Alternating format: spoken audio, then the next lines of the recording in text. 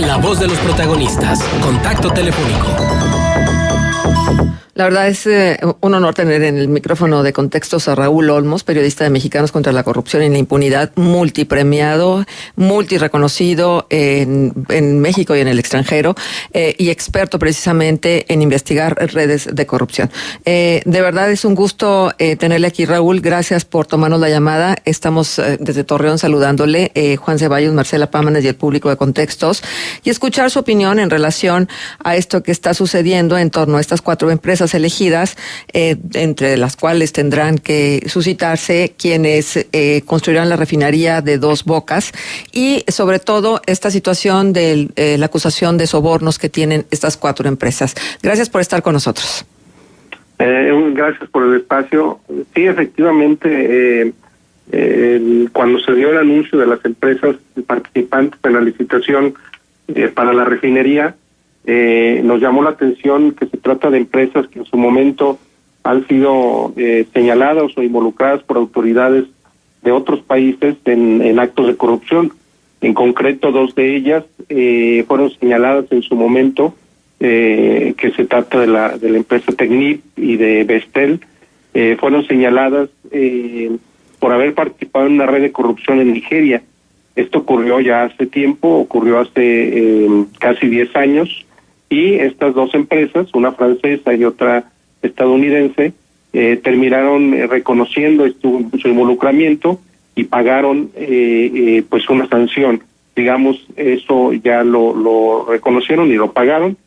Y otra de las empresas fue señalada en su momento en Australia también de haber participado en una red de corrupción, y en Dubái.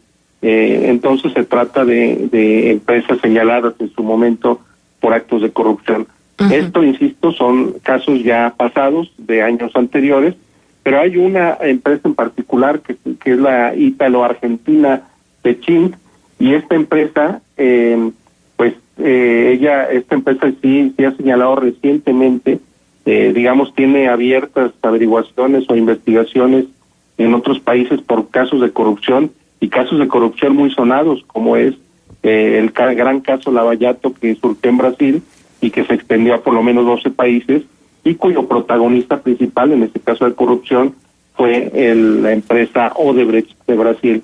En este llamado cártel de la corrupción que operó en Brasil, en donde participaban por lo menos 20 empresas coludidas para repartirse obras, pagar sobornos, comprar políticos, etcétera. Entre ese cártel de empresas, de al menos 20 empresas, participaban Odebrecht y Techint, que es esta última una de las empresas invitadas para participar en la licitación de la refinería Dos Bocas. Y más recientemente, Techint también estuvo involucrada en otro gran escándalo de corrupción que se llama, o que es conocido como los cuadernos de los sobornos, esto en Argentina, y que equivale, digamos, es una equivalencia al caso Lavallato de Brasil. Por eso es que algunos colegas periodistas en Argentina identifican a Techint como la Odebrecht argentina, porque siguió un esquema de corrupción muy parecido, de pagar sobornos a través de empresas offshore para ocultar este dinero sucio y pues hacerlo casi como un manejo pues recurrente. Uh-huh. Bien, esta es la historia o el historial de estas 4 empresas que están participando en esta licitación. El argumento del presidente en relación que son empresas con una vasta experiencia en la construcción de refinerías y bueno, dada también la premura con la que se quiere construir la refinería, ha citado que cada una de ellas ha construido más de 100 refinerías en el mundo entero. ¿Se puede sacrificar la experiencia por la probidad? Es decir, sí, mucha experiencia, pero estos señalamientos son un foco rojo o simplemente estar alertas. Es inherente al ejercicio empresarial de estas dimensiones, actos de corrupción. ¿Son los menos malos entre los malos? Bueno, lo que nosotros estamos viendo en la organización es que efectivamente el gobierno de la República ha privilegiado la capacidad técnica de estas empresas para ejecutar obras de este tamaño como una refinería. Eso nadie lo pone en duda. Efectivamente son empresas que tienen capacidad, que tienen experiencia para ejecutar este tipo de obras, y más en el tiempo en el que efectivamente la quieren realizar. Ellos se han trazado un plan de 3 años para ejecutar la obra, y pues era obvio que se tenga que recurrir a empresas que tengan la experiencia y la capacidad para hacerlo. Pero yo creo que si algo ha caracterizado al gobierno de López Obrador es el discurso recurrente de combate a la corrupción. Entonces no se puede dejar de lado el perfil ético de las empresas a las que se invita a participar, porque pues desgraciadamente en algunas empresas los actos de corrupción, el pago de sobornos ha sido como una práctica empresarial, ¿no? Lo vimos en Odebrecht, donde ellos incluso tenían un departamento de sobornos para como parte incluso de sus costos constantes, ¿no?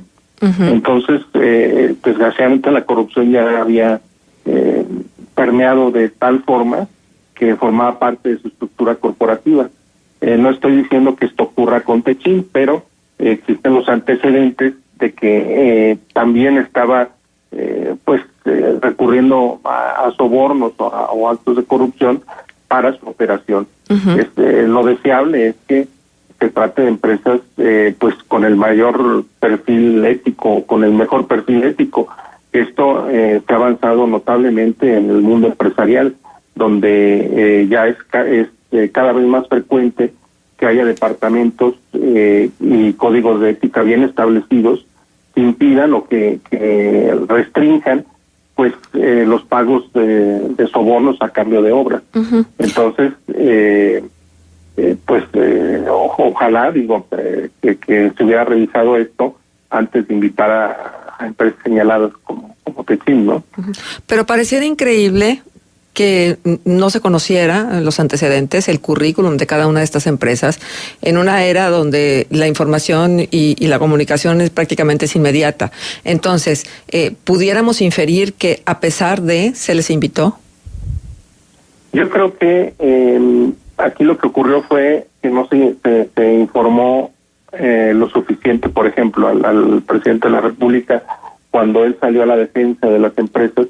Yo creo que en este caso no estaba enterado y que quien realizó la búsqueda de estas empresas fue un comité técnico. Eso quiero pensar.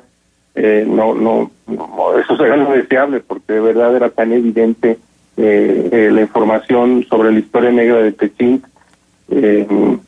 que efectivamente parece insólito que no se hayan enterado.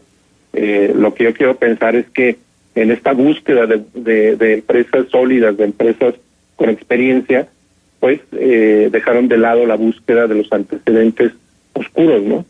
Si esto es así, bueno, pues están a tiempo de rectificar. Una, quitándole la invitación, o la otra, siendo muy vigilantes de cómo se conduzca esta empresa.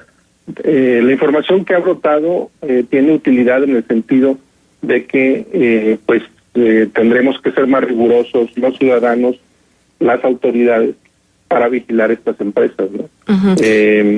Efectivamente, como lo dijo López Obrador en una rueda de prensa, estas empresas hasta ahora no han sido señaladas directamente en actos de corrupción en nuestro país, que lo cual, bueno, pues ya resulta un punto a favor, ¿no?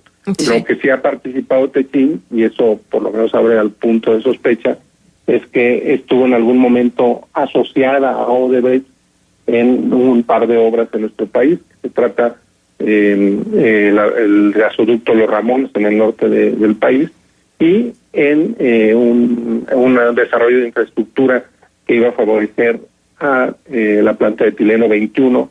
Opera actualmente una división petroquímica de Odebrecht. Uh-huh.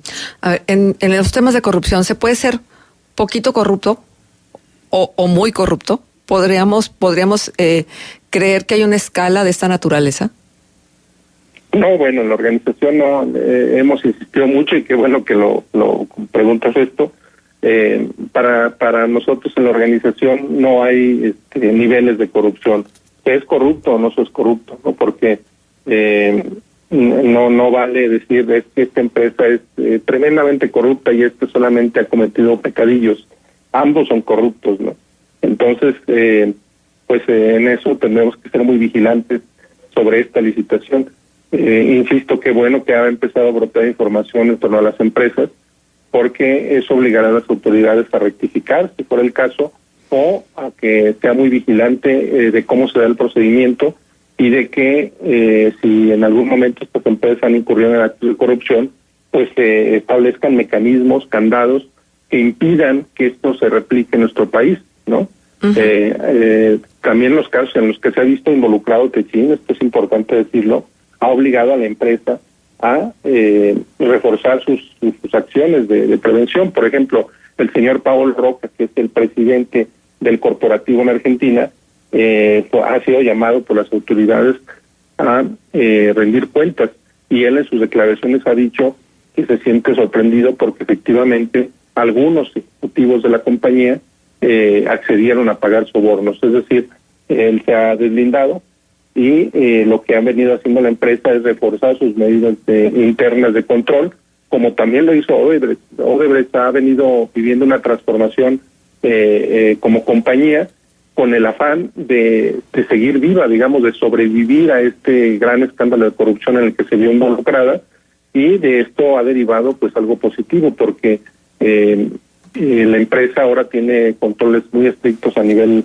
global, lo que puede derivar, eso sería lo deseable, en que de ser una empresa tremendamente corrupta, si quiere sobrevivir, tiene que modificar sus esquemas de operación y limpiarse, ¿no? Renacer, si es que quiere sobrevivir. Uh-huh. Y eso, bueno, pues eso sería lo deseable, nosotros que nos dedicamos al combate a la corrupción, que los actos que denunciamos tengan consecuencias positivas como como el establecer mecanismos que combatan la corrupción a nivel incluso corporativo. Uh-huh. Raúl, déjeme preguntarle, y voy a citar lo que dijo el presidente, que usted mencionó también hace un momento, cuando se le preguntó en relación a si habría algún hecho de corrupción con el que pudieran estar vinculadas estas 4 empresas. Y dijo, en México no hay nada, y lo que debe de haber, como siempre, pues son contratos, debe de haber denuncias, sin duda. ¿Podemos garantizar que no hay corrupción porque no hay denuncia? No. De hecho, gran parte de los actos de corrupción circulan en la oscuridad. Los arreglos que se dan entre funcionarios y empresarios o contrapartes que aceptan acceder a la corrupción, pues la mayor parte de los casos se dan en la oscuridad, en la tenebra. Y los que salen a la luz es porque hubo una persona que se atrevió desde dentro a denunciarlo, o 2 porque fueron ventilados, que eso es algo me parece muy positivo en tiempos recientes, a través de medios periodísticos como Animal Político, como Reforma, como otros medios que recurrentemente están denunciando actos de corrupción, pero hay muchísimos que quedan en la oscuridad. Entonces no es válido este argumento de que si no hay denuncia pues no hay corrupción.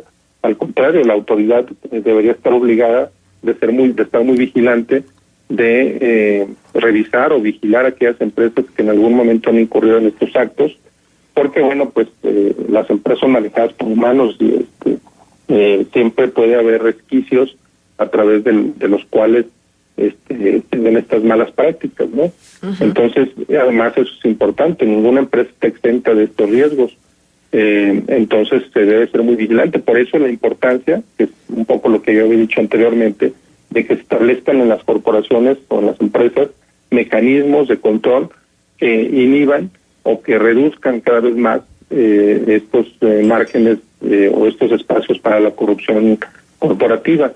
Uh-huh. Entonces, si eso ocurre dentro de las empresas, pues mucho más debería ocurrir de parte del gobierno, el ser vigilantes, para que tanto en el gobierno como en las empresas que se contratan, para que estos actos no se repliquen. Uh-huh. Ahora, finalmente, me gustaría saber cómo contribuyen o bien cómo alientan las licitaciones directas, el combate a la corrupción. Eso sí, y qué bueno que lo preguntas. eso en la organización lo hemos cuestionado, porque además se contradice con alguna serie de postulados que el presidente realizó en campaña. Uno de los compromisos que él había fijado como combate a la corrupción estaba el realizar licitaciones públicas, licitaciones de obra, de adquisiciones de manera pública, de manera que esto fuera un mecanismo que garantizara la libre competencia y a su vez redujera los márgenes para los actos de corrupción. Porque bueno, el hecho de que haya asignaciones directas o licitaciones restringidas, que de alguna forma son una forma de asignación directa pues conveniente, pues dan márgenes a que ocurran actos de corrupción. Digamos cuando se da una asignación directa hay un dedazo, hay una preferencia, un favoritismo hacia una empresa en particular. Cuando hay asignaciones o licitaciones restringidas, también hay favoritismo hacia un limitado número de empresas. Y esto puede ser no por razones necesariamente de corrupción, pero sí abre la suspicacia de si ese favoritismo no habrá de por medio algún arreglo oculto. Uh-huh. Entonces, lo deseable sería que no se recurriera a este tipo de mecanismos de asignaciones que encubren un favoritismo y que mejor se procediera por las licitaciones públicas.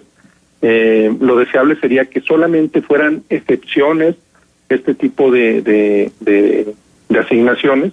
Uh-huh.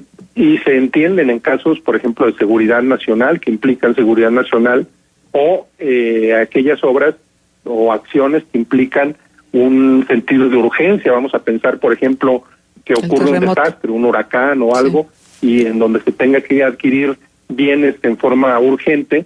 Bueno, ahí se entiende que haya una asignación directa o una licitación restringida, porque es urgente atender un problema. Pero en obras donde está planeado, donde hay una labor pues de tiempo, como ocurre con las licitaciones de obra, ahí lo deseable es que haya licitaciones públicas, ¿no? Claro. Entonces esto es condenable, la organización lo ha reprochado, qué lamentable que se haya recurrido a una licitación restringida en una obra tan emblemática y tan importante como es la refinería. Ojalá en futuras licitaciones se corrija y se vuelva a privilegiar las licitaciones públicas. Muy bien. Pues de verdad muy agradecidos por este contacto que hemos tenido con el periodista Raúl Olmos, periodista de Mexicanos contra la Corrupción y la Impunidad. Muchas gracias, Raúl. Un gusto saludarlos. Igualmente.